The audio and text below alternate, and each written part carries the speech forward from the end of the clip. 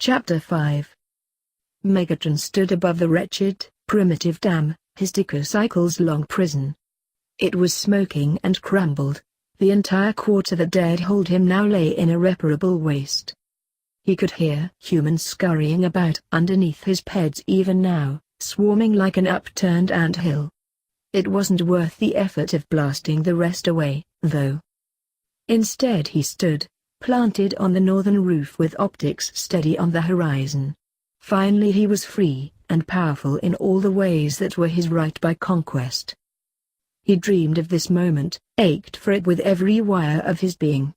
The fluid flow of thought and logic that made up his processes should have been euphoric in and of itself, never mind the ability to rip foes apart with his clawed servos. What power he had!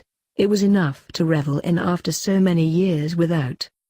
But he could hardly bring himself to care. Even the delicious screams of the humans had barely registered over the pulsating rage that his spark personified. That fragger had taken his sparkling. The roar of jets alerted him to Starscream's approach, the only Decepticon willing to address him before he allowed them to. His insufferable disrespect was still in working order even a millennium later. How pathetic. Megatron didn't bother to glance at his assumptuous second-in-command, still watching the glinting city on the other side of the winding road. "I live to serve you, my lord." Starscream groveled in way of greeting. Megatron smashed his theatrically bowed helm into the dam a moment later. "Where is the cube?" Megatron snarled impatiently, finally turning to see his subordinate wobble back upright. Starscream was slower than he remembered, and covered in dull scratches. That didn't bode well for the rest of his army if even a slacker suffered from the endless search for the Allspark. "The humans have taken it."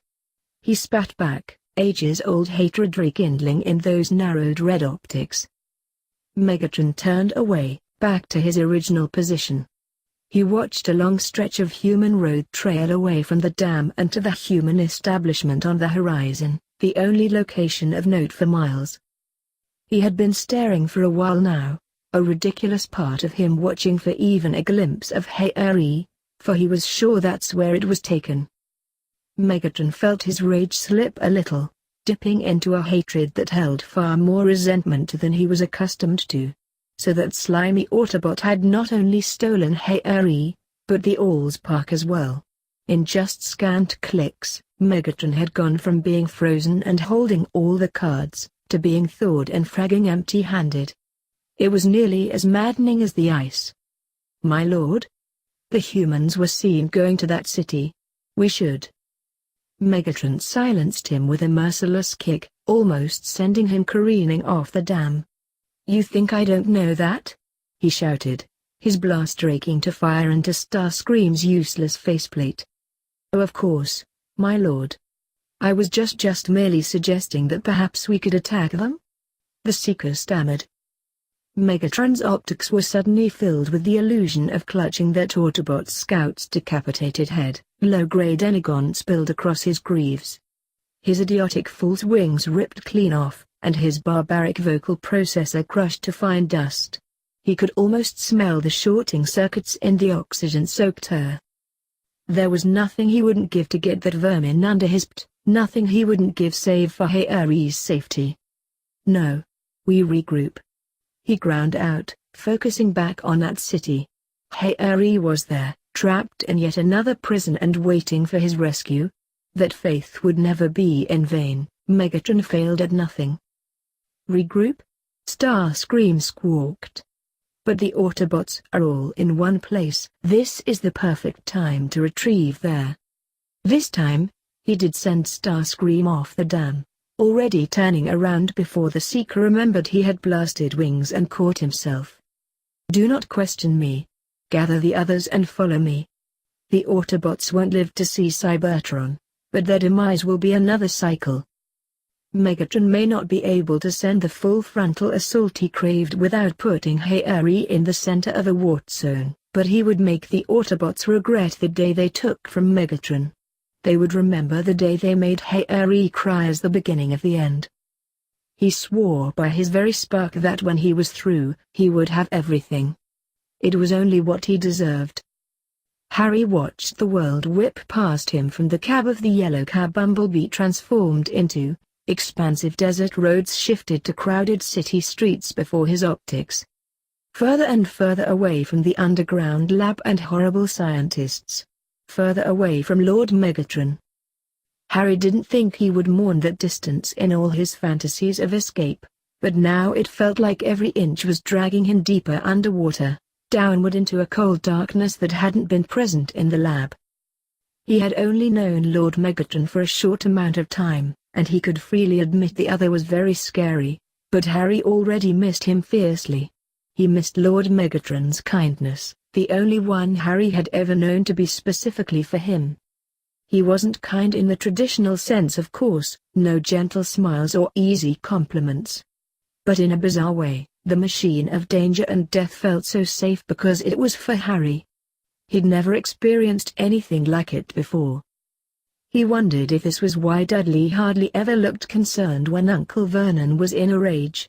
Harry was flatly terrified of the way his uncle's face turned red and his fists clenched. He'd honestly thought his cousin very stupid for not feeling the same way. But if it was because of this strange confidence that the monster was meant for everyone but him, Harry could almost understand the lack of alarm. Almost? Lord Megatron was nothing like Uncle Vernon, so much smarter and sharper it wasn't even worth the comparison. If Dudley held a certainty that his father would never turn his fists on him, then Harry had a growing belief that he would only ever truly be protected in Lord Megatron's presence. I think Major Lennox wants us to follow them. The older boy sitting in the front seat said loudly, head craned to watch a half-dozen military trucks turn onto a different street. Harry went back to his window, optics turned toward the sky. Maybe he could fly away? Lord Megatron told him not to try, but it seemed so much nicer up there than in the cab of the horrible Autobot who took him. He tuned out whatever Bumblebee said through his weird radio speak. He didn't want to know. He didn't want to be there. He didn't want to hear or see anything that was related to his newest captor. Harry crushed himself against the glass of the window, too close to Bumblebee, but not far enough from the cube one of the human passengers buckled into place right next to him. It wasn't incomprehensibly huge anymore, nor as grand. The hot pulse of conscious power that had turned Harry into a robot wasn't there either. In fact, Harry was pretty sure it was somewhere inside him now. But he wasn't going to think about that right then. He was going to face the sky and pretend he was anywhere else, anyone else. Time passed in a jumbled slide of raised voices, radio static, and revving engines. The sun was beginning its descent by the time Bumblebee slowed to a halt. They were on the other side of the city, on the outskirts of the desert again, but the roads and buildings were deserted. The military was also parked around the edges, barking into walkie-talkies and constantly casting glances across the perimeter like they were expecting to be attacked. But that didn't catch Harry's attention immediately. The four vehicles conspicuously missing drivers rolling right up to Bumblebee stole his focus. The insignias decorating each vehicle matched Bumblebee's perfectly. Without a doubt, these were the members of Bumblebee's Autobot unit. Lord Megatron has said Cybertronians held the capability to mimic things, but it was still utterly bizarre to see a fancy silver car twist into a giant alien robot with the ease of shrugging off a coat. The two trucks and semi followed suit, until a blue and red robot the same size as the hulking Lord Megatron and a silver robot the same height as Bumblebee, whom Harry was beginning to realize was short, stood imposingly before him, with a black robot with glinting guns and a yellow, boxier-looking robot taking up the rear. "Glad to see those humans didn't mess you up too badly," the black Cybertronian noted in a gravelly British accent. Harry fought off the flicker of grudging happiness at the soothing nostalgia of Surrey. He didn't like these robots. "Bumblebee, what was so important that you couldn't tell us over the com? We need to be preparing for Megatron's attack. Where's the cube?" The big blue and red one said quickly, bright electric blue optics heavy on Bumblebee and by proxy, his cab's occupants.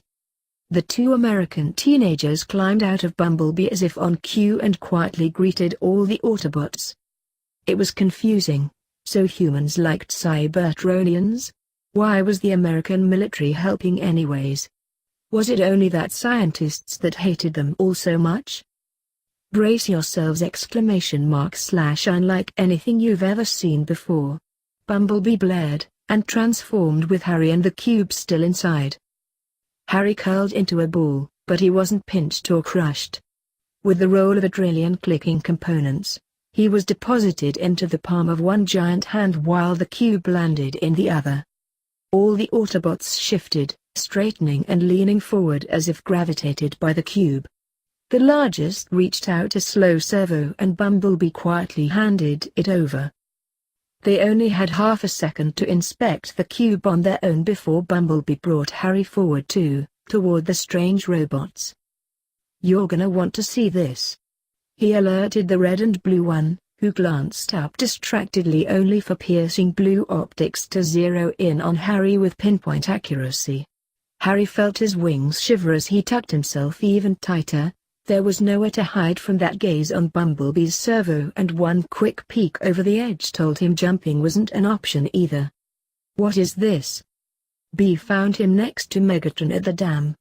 The teenaged boy explained, and Harry twitched anxiously. He had forgotten the humans were there. "I think he's broken though. He can't speak." The girl followed up, and now all the Autobots had peeled themselves away from the cube to stare at Harry.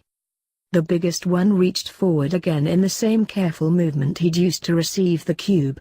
His servo was even bigger than Bumblebee's.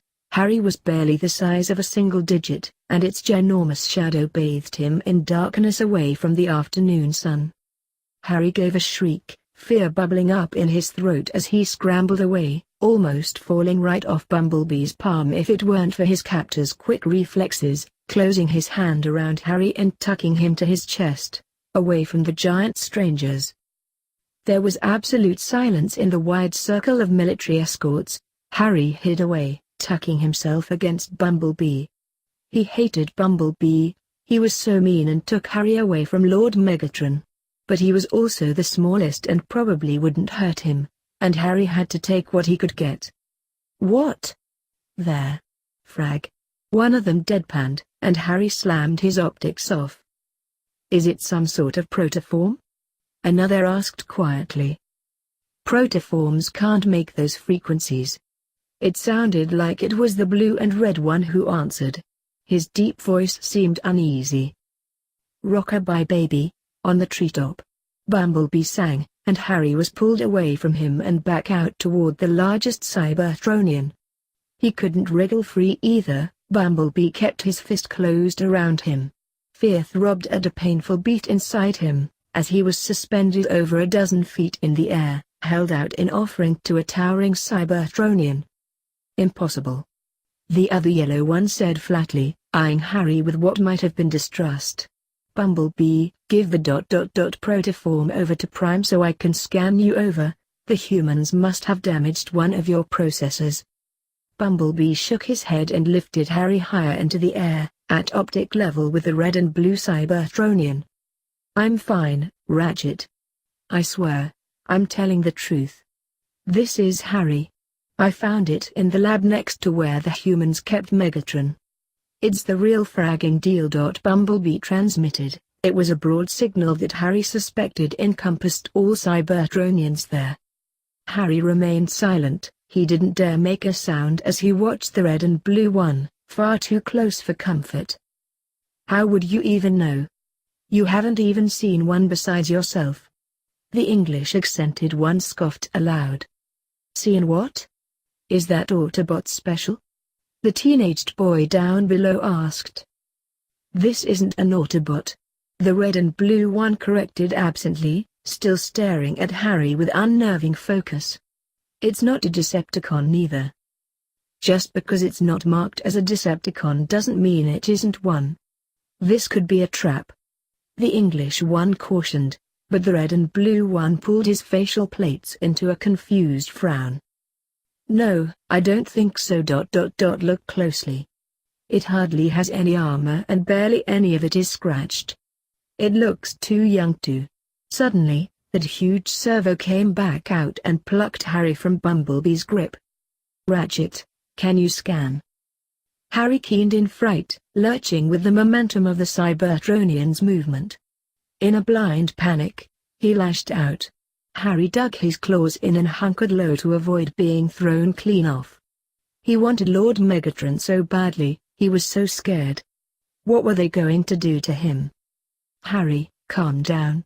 Optimus won't hurt you. Bumblebee urged, but Harry couldn't bite back his shuddering whines. They were so much bigger than him, and they kept grabbing him, and somewhere in the fray he'd lost his blanket. He was cold and aching and tired, and there was nowhere to hide. All throughout his panic attack, every Autobot besides Bumblebee had frozen so abruptly they looked like off-balance statues. Then, the English one let out a deep croon. A rumble that buzzed in Harry's chest plate and held a soothing promise of safety. Harry felt his servos unclench seemingly on their own as he shifted to glance at the black robot. Ironhide, what the hell are you? The small silver one began. Shut up, it's gonna crash if it doesn't calm down soon. The English one Ironhide snapped back before returning to the purring note that sounded a bit like something Lord Megatron did when Harry started to cry. Was this one like Lord Megatron, then? Even the reminder quieted his whimpers. Ratchet, the red and blue one that still clutched him high in the air, said quietly. Scan it now. P-Prime, this is ridiculous. The boxy yellow one stammered. There aren't any left. T, there's no way. No way. He sounded upset. Harry deactivated his optics and returned back to curling into a ball. He couldn't get away from them and they could hurt him with the easiest touch. He wanted to go back to Lord Megatron. The cold and stress made him feel like he weighed 1,000 pounds. It was a terrible sort of exhaustion. Ironhide racketed up the noise until it sounded like the gentlest, warmest motor hum he'd ever heard. That wasn't a request. The red and blue one's pointer digit began to run down Harry's helm, stroking down to the center of his wings before running back up to apply soft pressure to the back of his neck. Harry flinched under the initial contact, shriek bubbling behind his mouth plate, but it didn't last. Though the finger was metallic, it was warm. It felt like the other was rubbing a special sequence into Harry, one that loosened his joints and made his wings droop. The boxy one, maybe named Ratchet, hesitated for a moment longer. Harry activated his optics to find him staring, servos clenched and faceplate furrowed with pain. Harry would have shrunk back from the expression, but the red and blue one's administrations kept him pressed against his palm.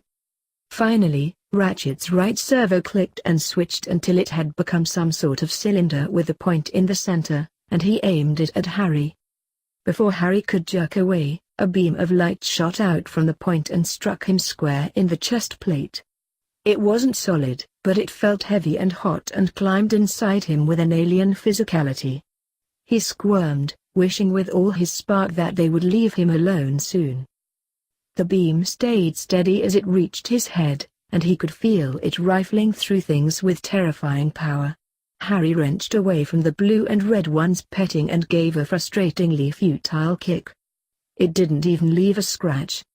Steady. The red and blue one hushed, as if he was some dangerous animal that needed penning.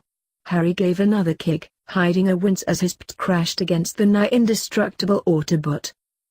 The beam cut off and Ratchet typed furiously at a series of screens and buttons decorating a plate on his greaves. Not once did he look in Harry's direction, hunched over his arm as he was. So, is he like, sick? The human girl guessed quietly, the only noise besides Ratchet's tapping. It remained unanswered. No one even glanced in her direction, everyone boring holes into Ratchet instead. What's the verdict, man?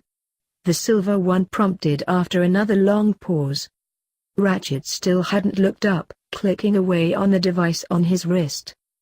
What's taking so long? Ironhide sighed, hum dropping off. Harry shivered at the loss. Ratchet still didn't react, completely focused on the 1,000 moving symbols flicking in and out of the screen. Ratchet! The blue and red one rumbled. No, this is wrong, give me more time, I need to, he mumbled feverishly, hunching further over his screen. Harry blinked. Ratchet's servos were trembling. What was making him so upset? It's okay, just tell us what you found. The other coaxed. No. Something's not, this is wrong. He can't. Ratchet was shaking his head now too. His digits were almost missing his gauntlet with each swipe, he was so out of sorts.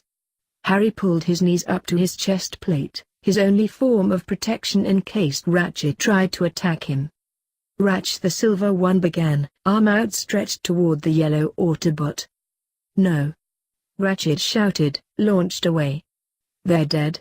I saw them and they were destroyed. This is a trick. There's no way. I tried but they're gone. The rise in volume set more than a few people on edge. Many of the military escorts were tensing and leaning a little closer. Both human teenagers had retreated to behind Bumblebee for protection. Harry barely noticed the others, though, he was too busy scrambling to get away. Ratchet was getting louder and wilder, and Harry knew these signs from Uncle Vernon. He needed to run away, put any distance at all between the volatile robot and himself.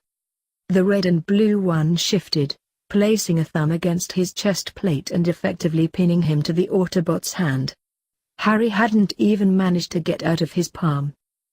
He didn't realize he was shaking until the rattle of metal against metal hit his audio receptors, and even then there was nothing to quell his terror when the red and blue one actually extended Harry toward Ratchet. Harry broke into near hysterical whimpers, scratching to get away before he was killed or crushed or whatever Ratchet planned on doing. He wanted Lord Megatron like a physical pain. Why were these robots going to hurt him? Didn't Bumblebee say his team would like him? Was this another lie? Harry could hardly think straight, staring in horror as Ratchet's boxy form lurched much closer into view. Ratchet, look! Ratchet stumbled, swinging his face forward, optics wild and darting right up until they made contact with Harry's. Then, Ratchet jerked as if electrocuted, straightening almost too fast to track. Harry stilled as well, cries lodged in his throat. From his horrible proximity and height, he had a clear view of the other's faceplates. And up close, Ratchet didn't look angry at all, no furrowed brow or sneering denture. Instead, he looked devastatingly sad. If Harry wasn't so petrified by the Autobot, he might have asked what was wrong. He looked like he could cry at any second. But slowly, optics never leaving Harry, the faceplates shifted. Something close to wonder and fear cleared the sorrow away, still confusing, but not nearly as awful as anger. In a dizzying rush of movement, Ratchet surged forward with feline precision. Harry blinked, and from 1 second to the next he had been captured and reeled in at sickening speeds. Harry barely had time to squeal before warm, blessedly warm digits began running up his spine and rubbing down his abdominal plating. Despite himself, Harry uncurled and allowed Ratchet's heated hand to massage his entire body in smooth circular motions that sharply contrasted his earlier shakiness. Harry's own panicky quivering died a quick death under firm hands. Harry had never felt so pliable before, forcefully melted by heat but unwilling to protest the handling. His wings twitched and shivered with each brush against Ratchet's servo, feeling more sensitive than before, but not to the point of discomfort. Instead, he felt like he was being washed away by the soothing ministrations. His fear hadn't disappeared, but it was harder to reach the further he fell away. Harry peered up at Ratchet, whose face had come even closer now that he was in the Autobot's grasp. Ratchet was still watching him, though his expression had changed again. Harry couldn't place the look, but it seemed darker somehow than the simple fear from before. More intense and twisted, and yet completely devoid of ill intent as far as Harry could see. His mouth was moving, shaping into precise, humming frequencies and growly murmurs. It didn't have any rhythm that Harry could identify, but it felt like a lullaby. Frag. So it's true? This is. The Silver One whispered, leaning in just close enough to peek out from the edge of Harry's vision. Harry leaned away, but Ratchet somehow made his wonderful servos grow even warmer and promptly turned his pistons to jello. Yes.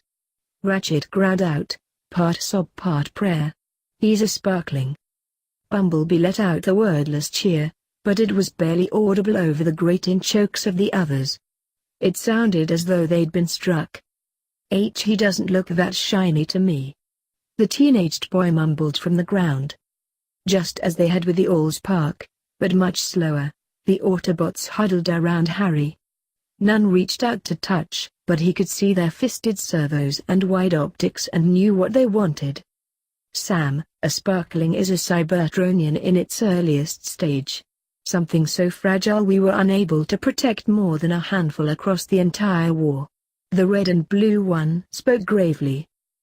You said he is a mesh? Ratchet, whether consciously or not, leaned away from his comrades, pulling Harry to rest against his chest plate. Harry didn't mind, for the yellow bot's chest was nearly as warm as his hand. Yes. I did a complete scan. He's only a few decacycles old, 10 at most. There's also. How in the glitching hell did a sparkling remain completely undetected for 10 decacycles? How did it get on this planet of all places? Where are his parental units? Why is a Primus damned sparkling alone?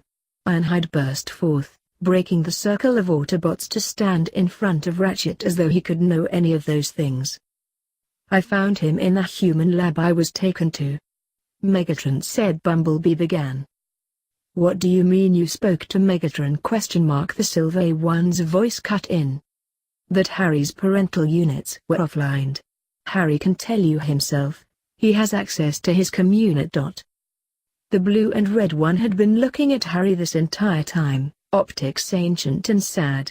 He bowed a bit to maintain optic contact with Harry. Little one, would you tell us your story? His voice was much softer through the transmission. Harry looked away, clutching a little closer to one of Ratchet's digits. In response, the yellow bot curled his servos further in, partially blocking him from view. Despite being so terrifying earlier, Ratchet was quickly becoming Harry's favorite Autobot. And my parents are dead. He admitted, cringing away as Bumblebee's unit surged even closer. But I'm not alone. Harry, he's not what you think he is. Bumblebee protested, but Harry only gave him his best glare from the safety of Ratchet's hands. Lord Megatron was caring for me. I wanted to stay. Why you took me away but I didn't want to go! Lord Megatron ? The red and blue one echoed slowly. I guess Megatron looked out for him while they were in the lab together. He doesn't understand what a fracking psychopath that monster is. Bumblebee shrugged with aggravating dismissal. Take that back. He's not a monster. Those scientists, they're the monsters. Lord Megatron never hurt me like they did! Harry was rattling again, he could hear it distantly. Settle down now, hush. Ratchet cooed into Harry's audible receptors, thumbing over his wings and applying the slightest pressure on his back. Harry felt himself still again, much to the other's pleasure. The Yugo. That's it, little one, you're fine. Little one. Harry blinked sadly. Lord Megatron called him that too. What does he mean by that? What scientists? Ironhide growled, guns clicking ominously. You said you found him in a lab, but surely they didn't. Bumblebee's engines revved angrily and he clenched and unclenched his servos. They did. The humans at the lab they took me to were dissecting any Cybertronian they could get their hands on. Megatron was frozen in there, and Harry was being experimented on. He didn't finish his transmission before Ironhide let out an enraged roar and spun to face the red and blue one. Well, Prime? Are we to protect the humans now? To harm a sparkling was once a crime punishable by termination, and I will gladly revive that law right now. The red and blue one looked away from Harry for the first time, scanning the ground in long scopes, taking in both the teenagers and the circle of military escorts shuffling around. He looked unspeakably sad. The Autobots overall seemed like a melancholy bunch to Harry. Though the ones responsible will be brought to justice, we cannot punish an entire race for the sins of a few individuals. The red and blue one, whose name was Prime it seemed, spoke as though every word hurt. Perhaps not punish, but why in Cybertron's name would we ever protect these creatures? Their species is capable of experimenting on a sparkling. Humanity's ignorance doesn't go far enough to miss sentience when they see it. They damaged a sparkling and that proves their race's unworthiness further than any test I could think up. Ironhide spat, cannons whirling madly. Prime was silent again, only watching Ironhide for a moment. Then, he spoke with the reluctant misery of a doctor pronouncing a failed resuscitation. Then by your measure, how much more damnable is the race that killed every other sparkling in existence? His words shot out like a bullet, physically tearing through the surrounding Autobots with visceral accuracy. The Silver One choked, crowding closer to Ratchet as though sheer proximity to Harry could heal his hurts. Ironhide let his cannons drop and turned his gaze away from Prime, facial plates slack. Even Ratchet gave a shaky exhale. Harry didn't know exactly what Prime meant, but it was clear they cut deep. There was a long pause after that, somber and awkward in spades. Sparkling, Ironhide finally rasped, turning his optics down to Harry's curled form. Are you in need of medical attention? Does anything still hurt? Harry shook his head. His scrapes had stopped aching and the warmth soothed his tired limbs. From my scans, I know he has minor damage to his outer plating and a damaged wire, but the most pressing matter is the strain in his pistons and low energy levels. It's clear he was pushed to the point of collapse recently. Ratchet reported, delicately smoothing a digit over Harry's kinked wire. It sort of tickled. What about his talking with Megatron? He didn't do nothing to the Sparkling's processors, did he? The Silver One prompted. They were talking for a while through com transmissions. Megatron was frozen solid this entire time, only started getting out while I was leaving. Bumblebee supplied. Harry bristled, but Ratchet was already shaking his helm. It would be impossible without direct access. It was the Sparkling's own coding that made him so attached to Megatron. An emergency Guardian protocol? Prime murmured, and Ratchet blinked affirmatively. This little one must have been isolated for a while beforehand. The bond is rushed but deep in his programming. How long were you in the lab, little one? Prime transmitted. Harry shrugged. He was suspected it had been a few days but he was unwilling to share. I still don't how? How in the hell did a Sparkling make it this long on Earth?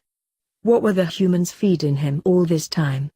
The Silver One asked Bumblebee. Harry could actually see the pulse of terror strike through the Autobots like a lightning bolt. Ratchet let out a pained noise. What were you eating before now, little one? Tell me. He nearly begged. Harry squirmed uncomfortably. He didn't want to make them any more upset. He shrugged again, dent a grit. They never fed me. I wasn't hungry ever. That's impossible, the Silver One hissed out, still looking terrified. Is he glitched? Sparklings can't survive without sparkling grid energon. What they need is an ultra-refined, low-intensity energy source. Ratchet corrected. There weren't any alternatives anywhere on Cybertron, but perhaps this Sparkling was administered a human resource that does not require oral consumption, Prime said. Ratchet pulled Harry away from his chest plate and flexed his servo in a way that him lightly patting Harry's front. For all that the digits were capable of plucking his head from his shoulders, the touch was soft and gentle. Stay still, little Spark. I'm going to scan you to look for any abnormalities, he murmured softly, treating Harry like a sick kitten. Harry stiffened at the thought of being scanned again. But Ratchet was so careful when he handled Harry, he didn't think he would be purposefully harmed by the boxy yellow Autobot. The beam of light was no less terrifying the second time around, striking him with an alarmingly corporeal thump and creeping into his circuits moments later. Blessedly, the session was much quicker. Ratchet cut the connection off almost immediately, a sharp intake of air his only reaction. "What is it?" the English one asked fearfully. Harry hadn't thought to be afraid of the results until right then. If Ratchet had been looking for something weird inside him, did that mean something was wrong with him? His energy readings are as bright as a star he's emitting. Almost like. Whatever conclusion Ratchet reached, Prime was quickly catching up. Without a word, the red and blue Autobot used his own scanning device and looked over the ancient relic reverently. "Something wrong with the Allspack too?" the silver one demanded, looking rapidly between Harry and the cube as though either might explode any second. "The Allspack isn't in the cube anymore. It's empty." "The Allspack ... was destroyed?" Ironhide stumbled. Bumblebee beeped loudly and pointed at Harry, a wordless TARDIS sound coming from his speakers. Harry was following the conversation. He shrank away from both Bumblebee and the cube, a shudder running through his wings. He knew exactly what they were talking about. The cube, whatever was inside it that commanded so much power, 1,000 voices, each 1,000 years old, thundering as one, wasn't there anymore. It was inside Harry, silent and heavy somewhere at his very core. If he focused very hard he could almost feel their thrum still, the heartbeat tremor that had caught his attention in the first place. "No, it's only moved. The Allspark is inside the sparkling." Ratchet curled both hands around Harry again, applying a slight pressure from all sides that made him feel a little safer. With Ratchet holding him, neither Bumblebee or the cube could get close, and he seemed affectionate enough that Harry might be able to depend on him if the other Autobots become angry or try to hurt him later. "Inside? How the hell is he still online?" the silver one spluttered. "Some Cybertronians could carry the Allspark without it merging with their spark. Most of the higher-ranked priests could, if you remember. It's rare, but the Prime before me could carry it too. He was never hungry when he did it," Prime mused. Harry looked down at himself, at the glowing light at the center of his chest. He traced the circle of light with a clawed servo, pondering what he'd learned. So the Allspark inside him was feeding him too? He hadn't really thought about food up to this point, mostly because he wasn't sure if Cybertronians ate anything and if they ate as frequently as humans. But it seemed they ate frequently enough that he should be dead by day 4 without sustenance. So he supposed holding whatever was in the cube wasn't completely bad. Harry looked up at Ratchet. "So as long as the Allspark is inside of me, I'll never be hungry?" Ratchet nodded, smoothing a hand over his head. "It's pure power. Housing that much in a Cybertronian frame is usually too much to handle. But because you have a quirk in your spark chamber that allows you to house the Allspark without it interacting with your spark, you're projecting enough energy to sustain yourself without drawing on reserves." Harry took that as a yes, and settled back down. "What was the little guy speaking to you? What did he say?" the silver one leaned in eagerly. "He was just asking for clarification. He doesn't need to eat so long as the Allspark isn't removed from his spark chamber." The silver Autobot blinked blue optics down on Harry. "If you have any more questions, I can answer a few of them too." "Cool. The name's Jazz, by the way." Harry stared silently at the very strange Cybertronian. "Prime, we haven't introduced ourselves to the Sparkling yet," Ironhide muttered to Prime, but whatever discretion he was hoping for was utterly lost in the booming volume of his voice. Prime straightened, and with a tilt of his head made Ratchet hold Harry up a little higher and closer to the other Autobots. Harry didn't want this at all, but was becoming resigned to the handling. Instead of protesting or scratching uselessly at Ratchet's hand, he lowered himself and held on tight. "Apologies, little Sparkling. This solar cycle has been extremely eventful. You must be very confused," Prime began softly, looking a little too close to reaching out and petting him. Harry felt his wings flatten against his back. My designation is Optimus Prime, leader of the Autobots. Harry knew for certain that he had a mouth under his mouth plate then, for he could feel his jaw drop in shock at the illustrious title.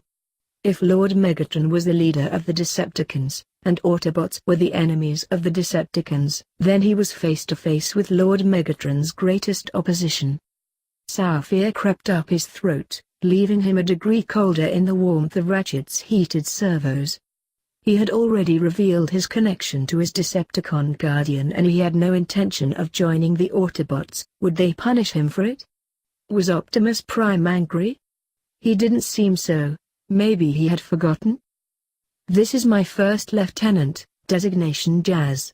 Optimus continued, oblivious to Harry's growing distress.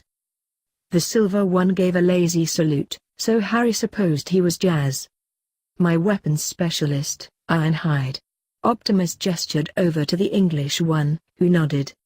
It is an honor, Sparkling. Harry nodded back hesitantly. You've already been acquainted with my medical officer, Ratchet. Optimus continued.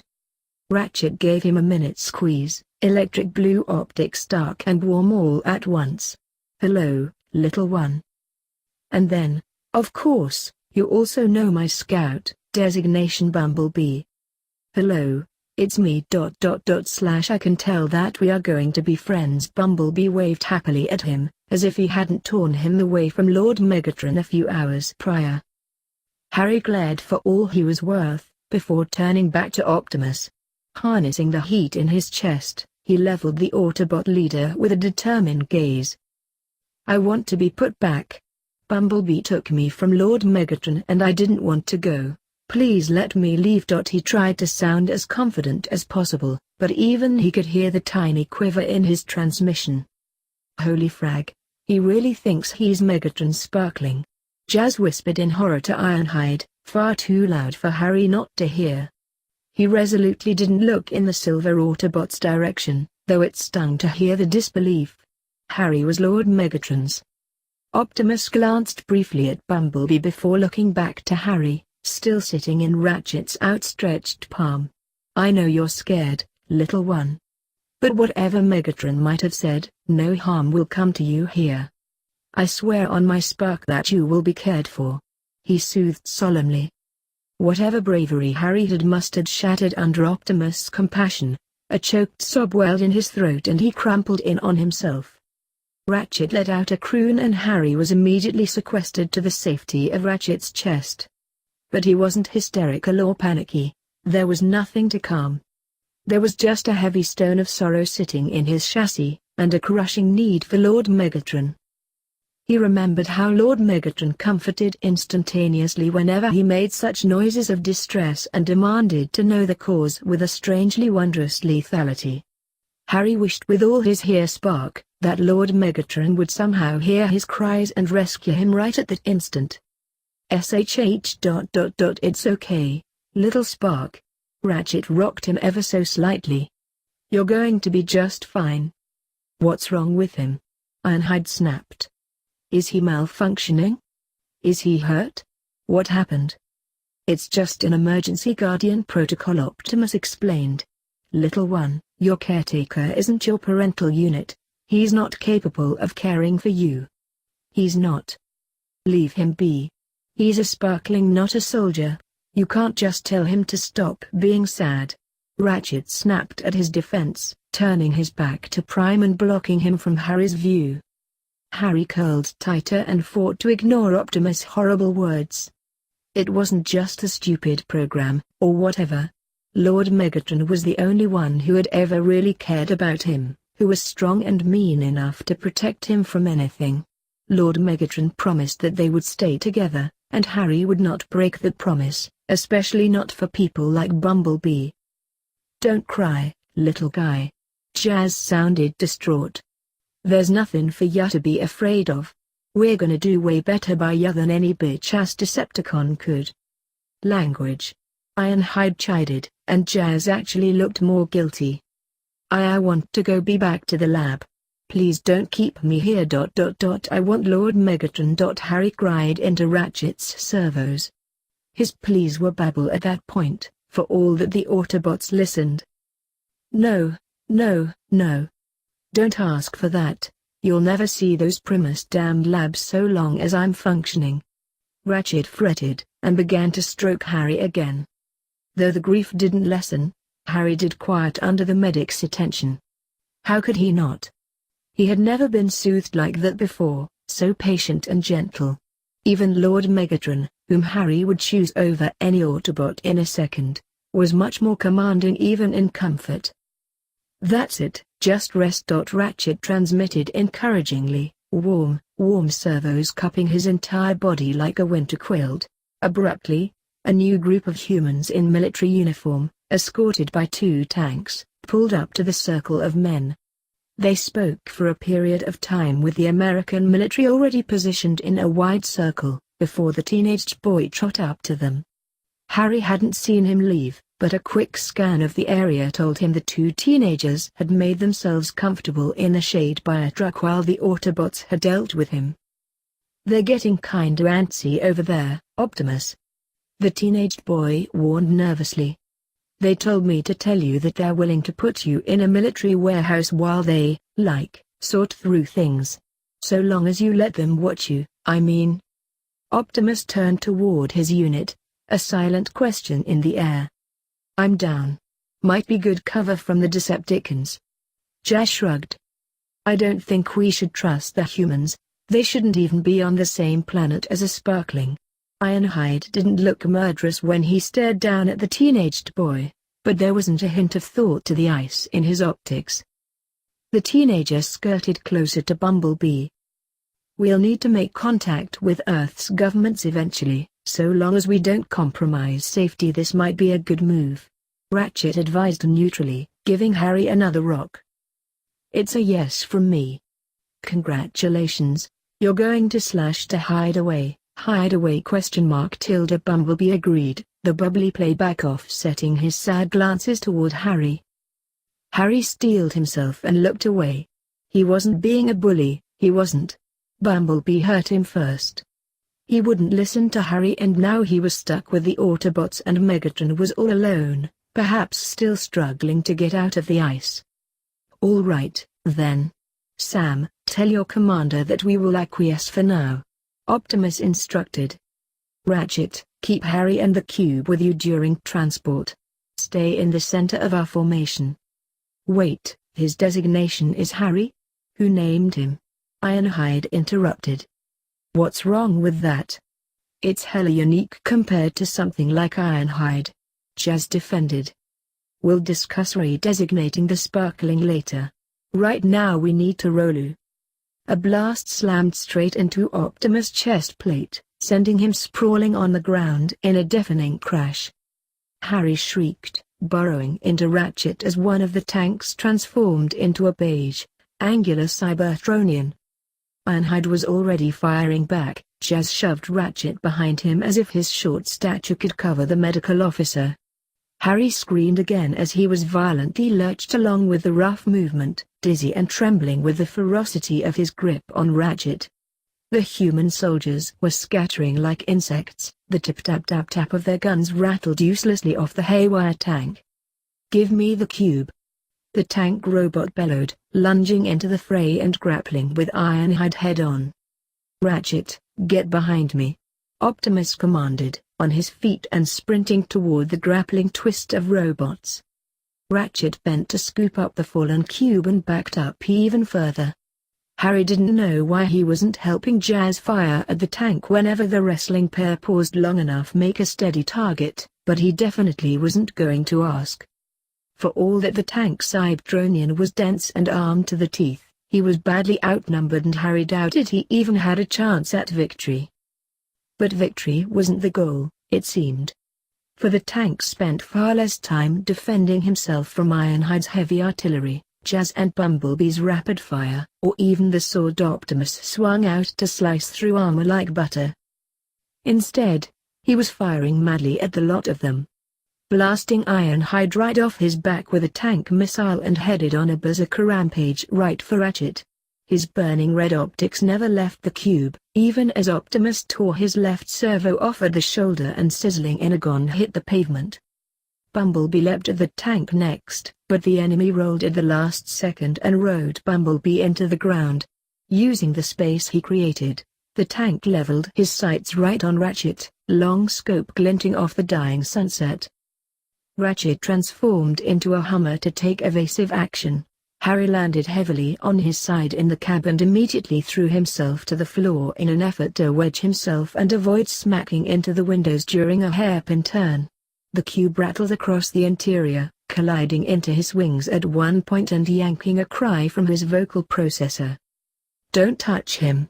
Ironhide screamed above the din, sending cannon fire after the tank. It was an incredible testament to the enemy's armor that it was only denting horribly under the attack. The battle was chaotic. Only a handful of seconds had reduced the calm circle of Autobots into roaring, burning giants on a warpath. The pandemonium outside Ratchet's cab, a mix of howling cries of pain from the tank, and spark-jolting thuds of incredibly large projectiles slamming into the ground far too close either Harry or Ratchet. Then, a single shot rang out. And with it, a blanket of silence descended. Harry cautiously peered outside Ratchet's window, for even the medical officer had come to a breaking halt upon the lone fire. The tank was in a bubbling heap on the ground, clearly and brutally dead. Harry averted his eyes, nausea welling as he searched for the one who killed him. None of the Autobots had their weapons pointed at the right angle, but there was a new figure a distance away. Gunmetal silver and bigger than a house, it could only be one person. Gunmetal silver and bigger than a house, it could only be one person. Megatron lowered his servo, blaster still smoking from the execution of his soldier. The slimy fragger deserved a much worse fate than the quick shot to the spark Megatron delivered. Given the chance, he would have made a messy example of what happens when a fool chooses to doubt the leader of the Decepticons. Brawl had always been impulsive, and that impulsiveness had devolved into sheer blinding aggression very quickly after the fall of Cybertron. Megatron knew he'd eventually have to put the Berserker down, but that Brawl had come so close to injuring his sparkling ... The rage left him speechless. For Brawl to believe there was a being smart enough to fool Megatron with a false sparkling, to believe that he wouldn't be killed for disobeying orders, to believe he could get to the Allspack alone, the arrogance was borderline insanity. He hadn't suspected for a moment that Megatron would realize he was missing a soldier, or predict Brawl's actions and seek out the Autobots unit for himself.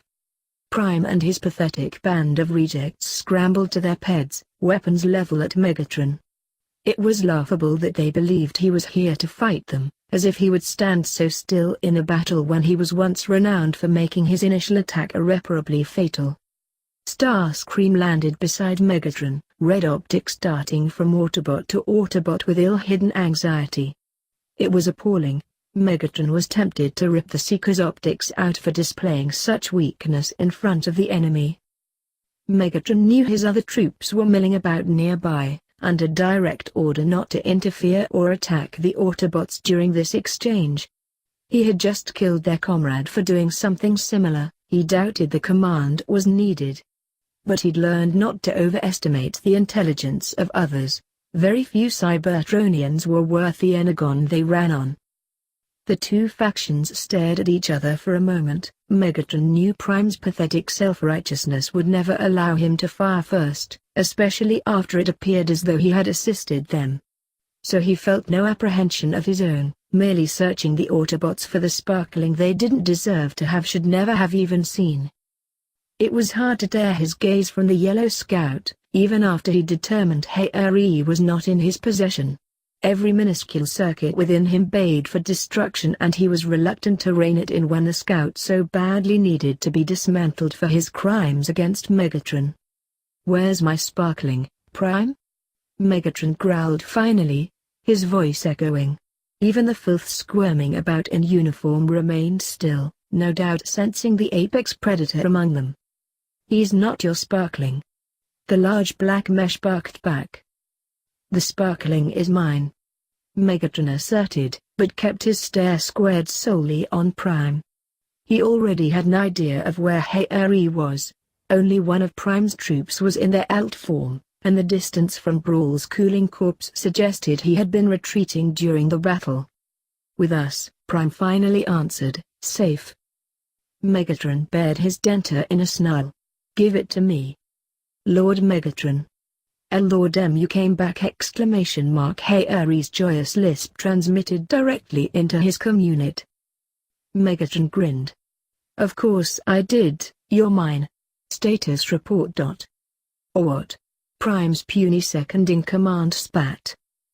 "I'm fine. They haven't hurt me, but I want to go with you. Please, get me out of here!" Harry pleaded, and the grin melted right off Megatron's facial plates. They were distressing his sparkling. The pathetic fools were holding it captive and making it cry right in front of him. "Or I'll yank the spark out of every last one of you with my bare servos." He didn't fire any of his weapons, but it was a close thing. Even cowardly Starscream was fidgeting under their sheer gall. Prime was still watching him, not making any move to attack. But the rest of his unit bristled and fell into formation, weapons whining for battle. The lone mesh in alt form remained behind, however, further convincing Megatron that his sparkling resided in the cab. "You wouldn't fight us now, not after offlining one of your own just to keep the peace," Prime decided. "Make no mistake, Prime, I have no interest in peace." Megatron sneered. "I just don't trust your weak-willed, second-rate glitches to keep my sparkling undamaged while I finally take you down." "Lord Megatron?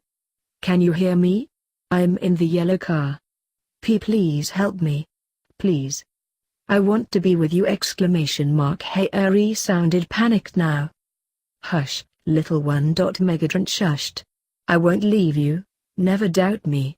But I won't return you to your rightful place this solar cycle. Any one of my troops would gladly lay down their sparks for a sparkling. That's precisely why you will never touch this one again. He is where he belongs," Prime declared, practically begging for Megatron to take his head off with his denter.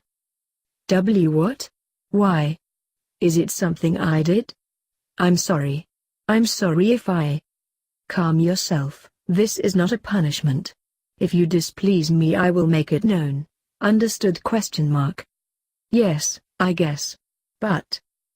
Megatron interrupted again. "It is not safe to retrieve you at this time. Any potential for damage is unacceptable. I will gather my army, and lay siege upon this entire galaxy to return you to me, but only when I deem the risk factor of such a mission negligible." Harry let out a low, mournful whine that was audible even from Megatron's place several hundred feet away. Optimus narrowed his optics, but was the only mesh smart enough not to lurch in alarm toward the yellow mesh in the back, keeping his attention fixed in the deadliest being for light years. "This is my only warning, Prime. Keep my sparkling safe while I offline every wretched mesh glitched enough to make their optics blue, because if it even gains a scratch during your downfall, you'll be begging for a death I will never grant." If the Autobot unit had been led by any other soft-helmed malfunction, Megatron would not have made that threat. The solution was too obvious, just use the sparkling as a living shield. But Megatron knew Prime formed his faction out of a failing logistics system instead of desperate fear of being melted down for spare parts, unlike his miserable band of inferiors.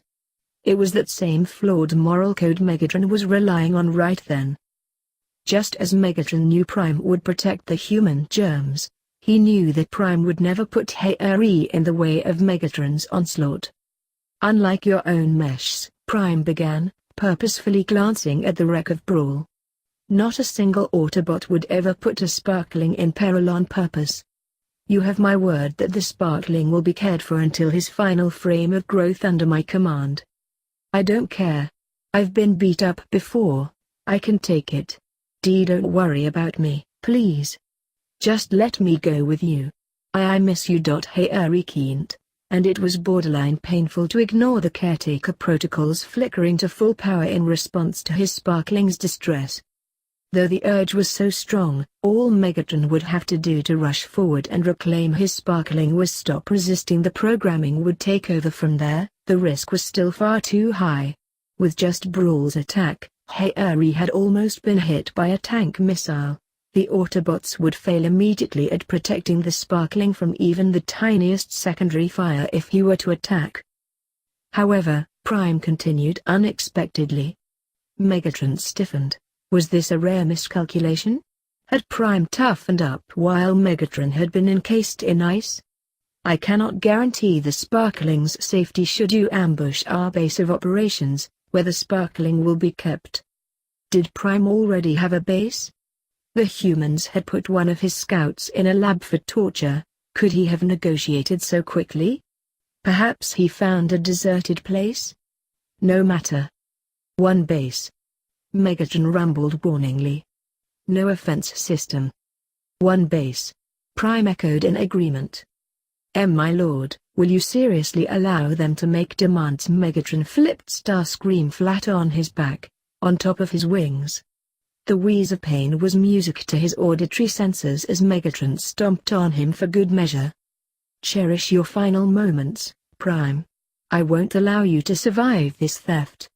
Megatron warned over his shoulder, and then transformed into an air-based outform and blasted off before any mesh could get off a shot.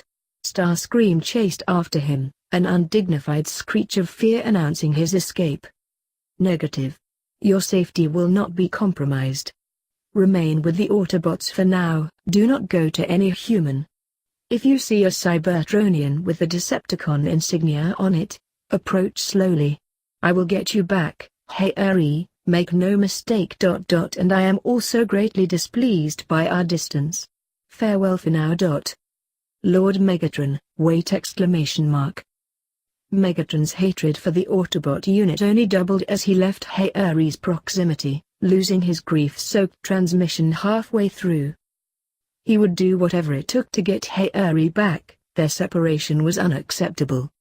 First he would gather his army, impress upon them the torment they faced should a single servo ever touch his sparkling without permission, and then lay waste to his enemies until only the scout remained. The scout would lose his wings first and his life a very distant last. Then he would have Harry again, his most prized possession. And finally, he would raise the tiny sparkling in the reclaimed halls of Cybertron, a prince and shining beacon of a dawning new age. Harry would laugh and sing as sparklings once did, though Megatron could scarcely remember. And most importantly, never cry again. This, he etched into his spark. Well, that's the ending of that chapter. I do hope you enjoy this video. If you like to see more, remember to hit that like button, subscribe to this channel and leave a comment down below. Until next time.